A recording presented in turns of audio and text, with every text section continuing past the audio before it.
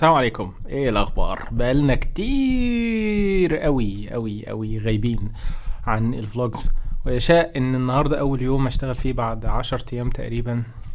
طريح الفراش كانت تجربه كده خاصه بالمناعه والمقاومه الذاتيه. المهم، بعيدا عن كل الكلام ده، النور قطع دلوقتي زي ما هو واضح، لكن من حسن حظي ان انا يعني اشتريت هذا الكابل اللي بيقدر يوصل الراوتر على الباور بانك.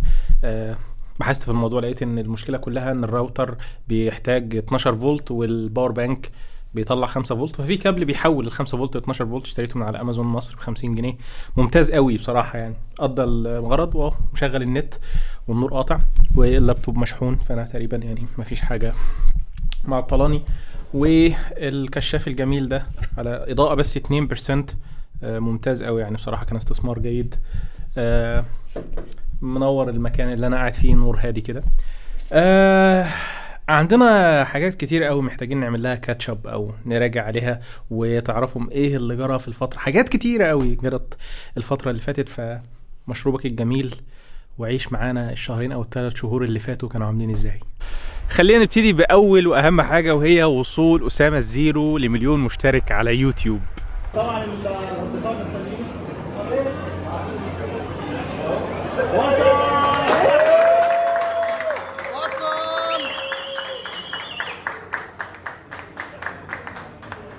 الصراحه الشباب اللي شغالين معاه واصحابه نظموا كده ان احنا نعمل له حفله مفاجاه، وبالفعل ظبطوا كل حاجه وحجزوا المطعم اللي هو المكان اللي عملنا فيه الحفله يعني. والشيف الجميل ده جه واشرف على الموضوع هو والكرو بتاعه، وعملنا التورتات، وكانت فعلا يعني مناسبه ويوم من افضل الايام اللي انا عشتها بصراحه. استشعرت فيها مدى ما شاء الله يعني حب اصحاب اسامه لاسامه، وفعلا عايزين يفرحوا، لان فعلا اسامه ده ربنا يبارك له ويجعله في ميزان حسناته. كميه العلم والفيديوهات والكورسات والشغل والحاجات اللي هو بيعملها وبيقدمها للناس فور فري، يعني حاجه لا تقدر بثمن والله. طب يعني مفيش ولا لحظه كده شكيت خالص اللي هو ايفنت في مطعم انت بتحبه؟ لا، ما هي ما جاتش في وقت واحد، هي اول مره ايفنت ماشي خلاص ايفنت. بس لما قال ابو زيد جاي قلت لا، ابو زيد مش هيروح بلد تانية عشان الايفنت دي نادرا ان هي تحصل. وبعدين قال لي بقى مش ايفنت، دي قاعده صغيره فيها كام طالب. قلت لا كده يعني الكلام اتغير برضه، الكلام اتغير في مطعم. بعدها بقى قال لي في مطعم دي في الاخر خالص. قلت طب ازاي هتجيبوا المكان للناس دي كلها؟ قال لي لا، ما هم مجموعه طلبه بس مش كتير.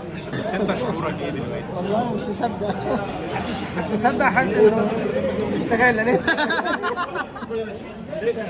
الشيء التاني المهم هو ان احنا عملنا صوبة زجاج، لا هي مش زجاجية، هي بلاستيكية او زي ما بيقولوا عليها البيوت المحمية. بصراحة التجربة من البداية خالص للزراعة للري، لانك شايف الحاجة بتكبر قدامك، للجمع، وانك تشوف نتيجة التعب ده كله. طبعا مش تعبي، تعب الوالد ربنا يديله الصحة، يعني هو بيتسلى كده في الحاجات دي.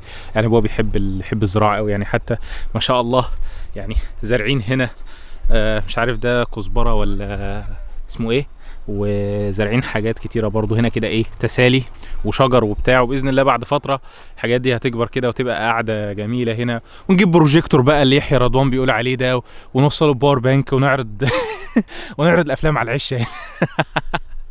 ثم ياتي اهم حدث في السنة كلها، وهو الحمد لله ان انا طلعت عمرة مع كريم وامير والغليظ.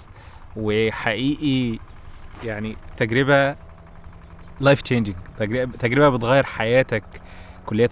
قبل كده لما كنت اسمع حد بيقول انا رحت عمرة وخلاص انا عايز اروح تاني، وحشني الصلاة في الحرم، وحشني مش عارف جو المدينة، يعني تقفرش. انا دلوقتي هذا الشخص، انا اللي بقول دلوقتي انا عايز لان فعلا ليس من سمع كمن عايش او كمن رأى يعني. فالحمد لله. ويعني الصحبة فعلا بتفرق يا جماعة، الصحبة فعلا بتفرق يعني. خلت التجربة فعلا يعني ربنا يبارك لهم والله، امير والغليظ وكريم، خاصة كريم، لان كريم هو اللي كلمني قال لي بص احنا طالعين عمرة وانت جاي معانا اللي هو كده. وفعلا كانت حاجة مفاجأة جدا، والحمد لله اللي قدر لنا وكتب لنا هذه العمرة المباركة. وبالمناسبه يا جماعه برضه انا كنت شايف ان البيك احيانا بيكون اوفر ريتد يا جماعه. يعني مش معقول يعني كل هذا المدح والشعر في محل بتاع فراخ. ولكن برضه انا هذا الشخص دلوقتي اللي انا فعلا لقيت ان ده واحد من اطعم الاكلات اللي كلتها في السعوديه، هو المسحب بتاع البيك. انا بقى حبيت السعوديه اكتر، انا كنت بحب السعوديه، دلوقتي بقيت حبيت السعوديه اكتر كتير، والله اكتر كتير. وختمنا السنه بقى، وبها نختم هذه القعده المباركه. احنا رحنا الجيم، يعني المحاولة رقم 3500 للالتزام بالجيم، ولكن يعني هذه المرة مع الأخذ في الاعتبار خفف وزن والعب صح واستمر في اللعب عشان ما تنصبش، أهم بكتير من إنك تحتل وتعتل وتشيل وزن تقيل ويمزقك ويشد لك عضلة مش عارف ايه ويوجع كتفك. فادعوا لنا نستمر. وفعلا كنت لسه بفكر في موضوع ان الهايست اتشيفرز او الناس اللي فعلا بتنجز وبتحقق حاجات يعني قويه جدا ومشهورين، في الغالب بيكون بيمارس نوع من انواع الرياضه، سواء MKBHD مثلا بيلعب الفريسبي وبيلعب رياضه، هو بروفيشنال اثليت او رياضي محترف. جو روجان برضو بيشيل حديد وبيلعب مش عارف جوجيتسو. اندرو هيوبرمان برضو ما شاء الله دبابه بشريه، وهو دكتور في الجامعه. اي حد بفكر فيه فعلا واحس ان هو هايست اتشيفر او فعلا عنده نتاج قوي جدا، سواء نتاج فكري او نتاج فعلي على ارض الواقع من نجاح او حاجه زي كده، بتلاقي ان هو بيمارس نوع من انواع الرياضه. وسمعت برضو انك لما بتحسن صحتك البدنيه بيحسن صحتك الذهنيه، ولكن العكس مش صحيح. يعني انت لو لعبت رياضه فانت قدراتك الذهنيه والعقليه بتتحسن، ولكن لو قعدت تشتغل على قدراتك الذهنيه والعقليه ده مش بيحسن قدراتك الجسديه والفيزيكال يعني. مهم جدا الموضوع ده فعلا. وانا بلاحظ ان افضل فترات بكون فيها متحمس ومنتج وحاجات كتير قوي هي الفتره اللي اكون بحافظ فيها على ان انا امارس اي نوع من الرياضه، ولو حتى الجري، ولو حتى المشي او التمشيه لمده معينه او عدد خطوات معين يعني. اهلا مره تانية، الحمد لله. سبوت فوكس اوكي. صورت الفيديو اللي فات الحمد لله، لقى ما شاء الله قبول جيد جدا عند كتير من الناس، وهو عن 7 كذبات قالوها لك. والحقيقة هم كانوا اكتر من 7، بس كان الفيديو هيبقى طويل جدا، كان ممكن يوصل لساعة. ففضلت ان انا اقسمه على جزئين، ان شاء الله في جزء تاني للكذبات اللي ضحكوا علينا بيها. الغريب ان في الفترة دي مش عارف انت سمعت ولا لا عن حاجة اسمها اكتئاب تغير الفصول. هو حاجه بتحصل لي كده في شهر 11 دايما كل سنه لما ننقل الشتاء بقى والاجواء الشتويه اللي هي الغيامه الدايمه والشمس ما تطلعش الا نادرا وكده. فالحمد لله انا جاوبت في النص الاولاني من الشهر ان انا كنت في عمره الحمد لله، والجو كان جميل والواحد كان مبسوط، وكنت مفكر ان انا خلاص شهر 12 خلص يا دوب بقى في حاجه بسيطه، بس انصبت برضو.